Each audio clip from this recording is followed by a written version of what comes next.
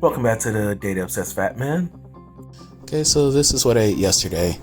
Started off good, I started off bad by eating a bit of the roast before taking vitals yesterday. And I just ate it all anyway. You know, I love that adult Lunchable. Some people, they say it's got a charcuterie dish when you have an assortment of meat and cheese like that and some veggies. So, it's missing the pickles, but hey, that's what it is. I still like to call it an adult Lunchable. It just gets the idea across much more easier for me. But hey, it's nice to sound a little fancy sometimes. But yeah, you're also going to see an entry on there, lemon pop. That's just a lemon drink that I make. I finally stopped being lazy and created an entry for it. But outside of that, the things that are a real stand out here are things like the cake and ice cream from the little birthday party I went to yesterday. It was for one of my youngest nieces. Between all my sisters, I have a combination of 8 nieces and nephews all together. Birthdays all throughout the year, and they're all over the place. I actually forgot it was happening yesterday. Like, I remember her birthday, but they didn't do anything on their birthday. They waited for it to actually, for Saturday to come.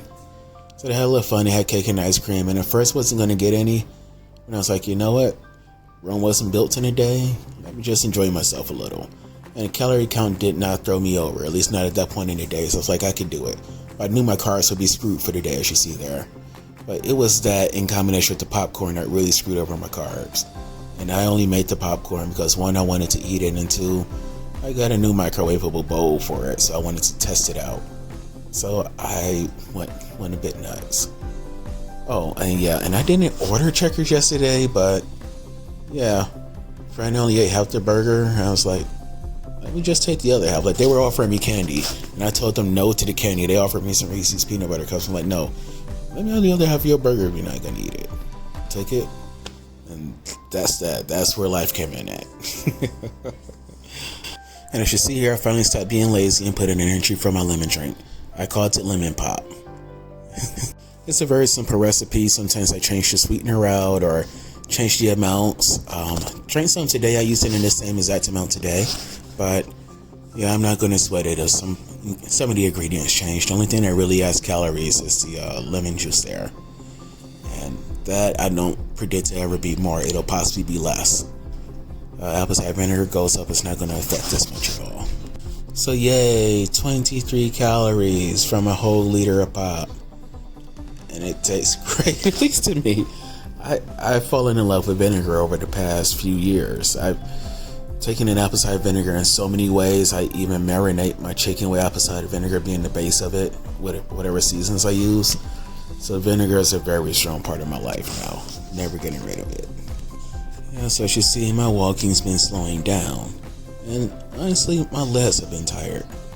Like, I've been feeling very sore all over my body. The upper body exercises I've been doing with the fitness boxing and trying to start doing push-ups, how to do partial push-ups and other things.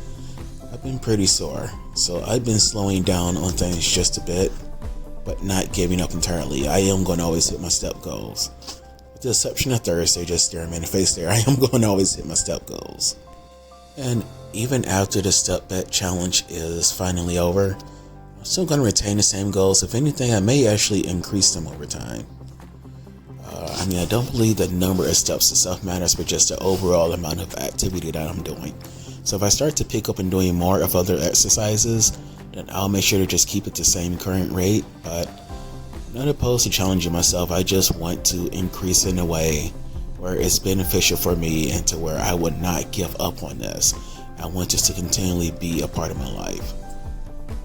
Because, I see so many weight loss stories and then people pick the weight back up again later. You have to focus a lot on eating properly, or at least changing your lifestyle to one to where you can keep up with what you're properly eating and keeping your exercise at a level to one where you're going to be able to keep it up naturally. So I am going out of my way to do certain things now, but it's harder for me now because I'm fat and out of shape. If I keep continuing to do this, I believe I'll get in shape to where this will become nothing, to where I'll be doing much greater than these lower goals that I set for myself, so that it's easier to keep up with them. Because if I can lose weight and become healthy and fit with these lower goals here, regular steady, moving, then I should be able to keep the weight off. That's the goal here. It's not just for quick weight loss, it's to keep it off. And to, of course, keep other vitals in check. Other vitals like that blasted blood pressure. It feels so good to not be seeing, 150, 160, even 170 anymore, but that is one thing that I wish I could fix overnight. I see that, and while, I'm doing better now overall, I'm just like, that is just a potential heart attack, stroke, or something else waiting to happen. This blood pressure test, I take it every day, even when I forget to take it at the right time, I take it at a later time, just so that I know, what's going on with me. This is the thing that screams to me, I gotta be doing what I'm doing. It's just looking like, oh my God. My heart rate, that goes up and down throughout the day. I'm honestly pretty happy with my heart rate, with how it responds to me. I look at it on my Fitbit a lot throughout the day.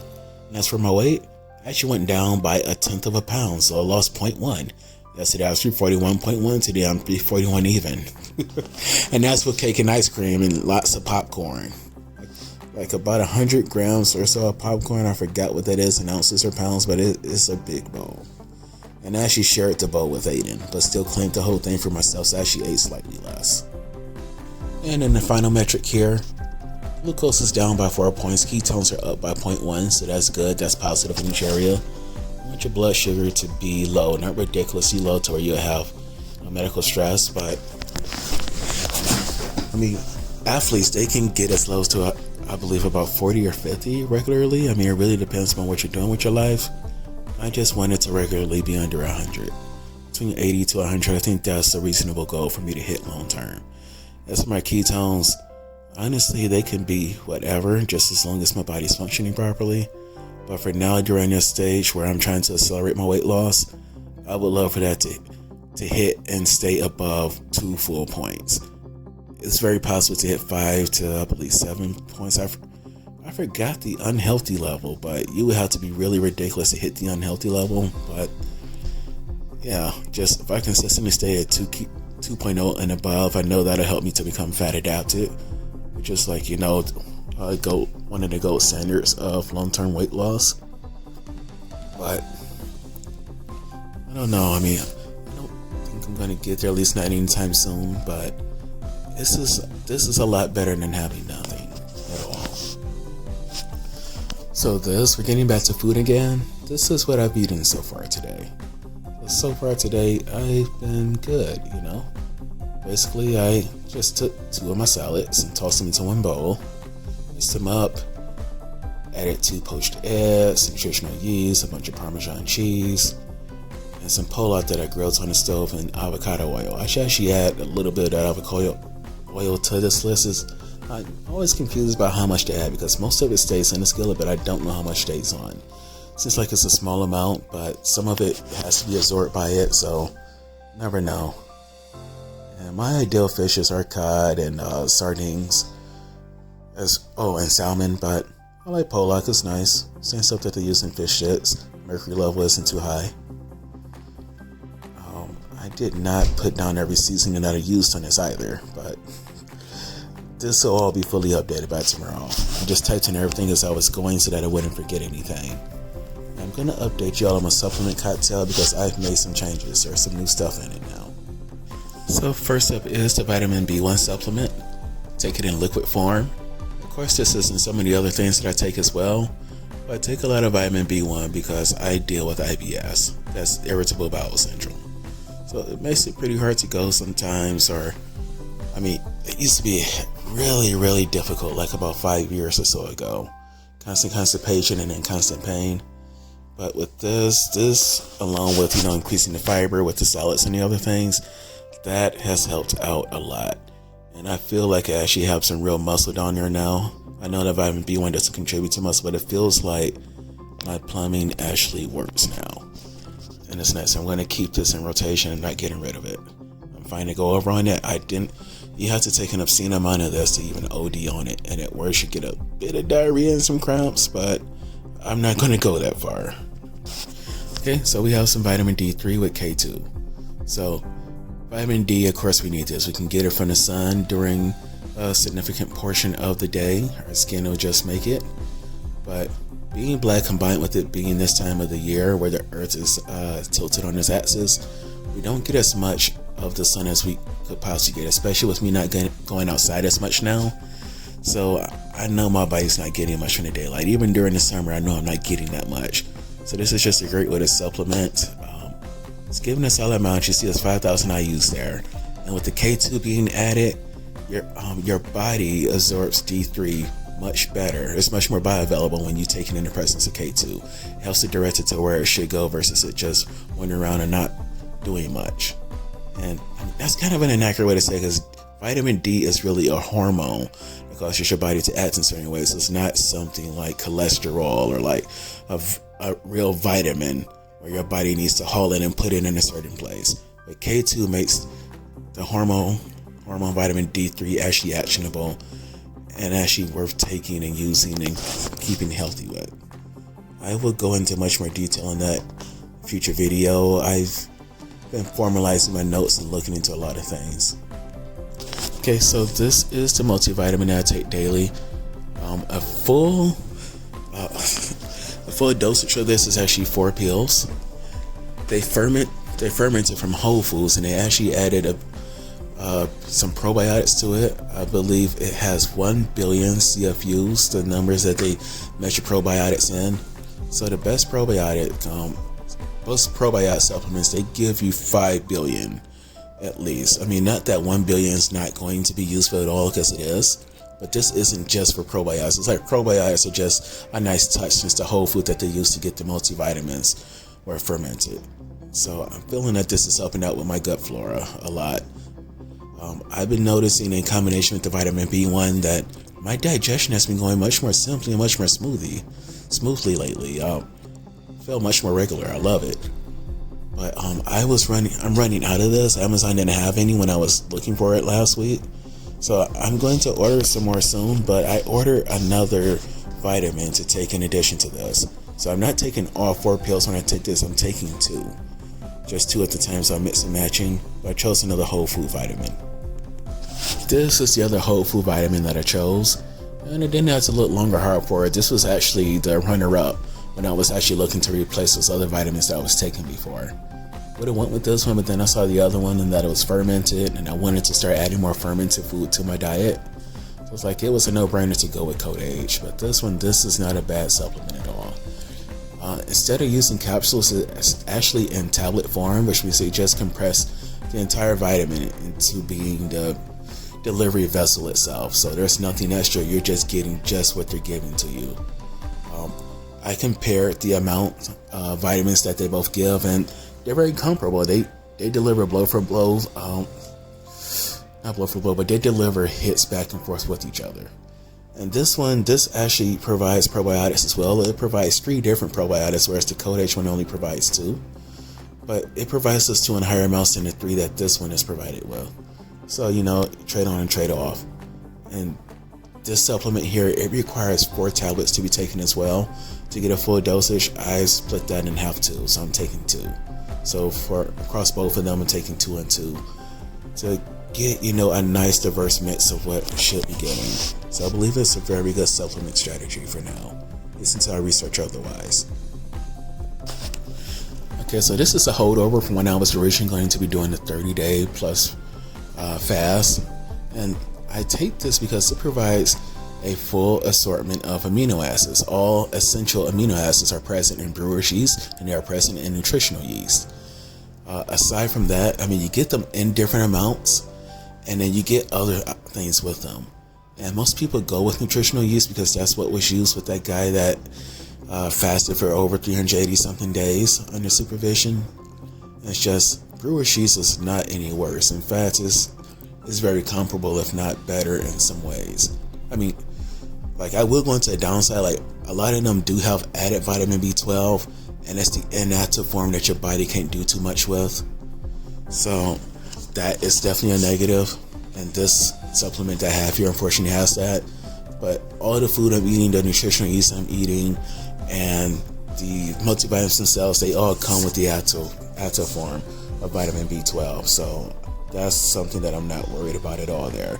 And just so that you know, the name of the active version of vitamin B12 that your body can use well is called methylcobalamin. METHYLCOBALAMIN. Methylcobalamin. If it's not that, it's one of the versions. It's basically precursor that your body uses to make the good version. There's no negative side effects from it as far as I know, and the testing has been done with mice. And with mice, they weren't able to defend against cancer using the non-active versions, but with the active version, it helped to defend them against certain types of cancer. So if you're using this for that purpose, you are not going to get that benefit. But for the purpose of aminos and properly handling proteins, oh yes, just Brewer's yeast is great for that. It's wonderful. I keep it with me. I keep it in my regimen. But moving beyond, the negative with the crappy version of vitamin B12 being in this, amino acids are very vital for many processes that our body should go through and use, and it's very comparable to most other nutritional yeast. There's only one form of nutritional yeast in capsule or tablet form that I saw that would be better than this. That would be Dr. Bird's, since it includes the active form of vitamin B12 in it. But other than that, they are comparable. Otherwise, if you're going for the amino properties, this has a nice price to performance ratio. I've been saying, my body's been feeling tired a lot from exercising lately, and I believe that it would be feeling much worse if I was not taking this right now. So I believe that this has been alleviating me, because I've exercised plenty of times before when I was fatter, and even before when I would weight less, and my soreness usually lasts much longer, because my body's maybe getting used to it in old age. But I don't believe that's the case here. So I believe that this does have a great benefit. So I'm going to keep taking it, even though I'm not fasting. And last but not least, this is something that's been on my wish list for a few years, and I decided to finally give it a shot. This is grass-fed beef liver. I have not been able to find good, tasty beef liver, grass-fed beef liver locally. Every time I've tried liver, whether it's beef or chicken or whatever, it has tasted awful no matter in what way I prepared it. I haven't ordered it at a restaurant, because if I order it and I don't like it, I am not willing to risk just any type of confrontational situation where I'm like, I'm not going to pay for this, please take it back, I want a refund, or be stuck paying for it. And so I found this years ago, knowing that, okay, this is a good way around actually having to eat the real thing, at least directly. So this is supposed to compress what you actually would get from it with no fillers nor anything. And the actual serving of this, despite this coming with 180 capsules, is 6 of these capsules. So this is pretty much like a multivitamin, but it focuses on just a handful of vitamins that you would get from, a vitamin and mineral rich liver. And I don't take all 6, I take 3, since I'm taking 2 other multivitamins right now. So I'm probably going a little over, what anyone would expect anybody to take in a day for certain vitamins and nutrients. I haven't noticed any negative side effects so far, like I did when I was taking the wrong form of vitamin A early last month. But I've been keeping a watch on things to see if I feel odd. I'm not close to the OD level for any of this, so that's a concern that ruled out a long time ago. But outside of this, that's it. This is what my full supplement cocktail is. I was not sleeping. I'm sorry. I know this was a really long one. The next week should be much shorter. But thank you all for tuning in. Thank you all for your support, for your comments. I appreciate everyone. God bless you all. Have a great day. Bye-bye.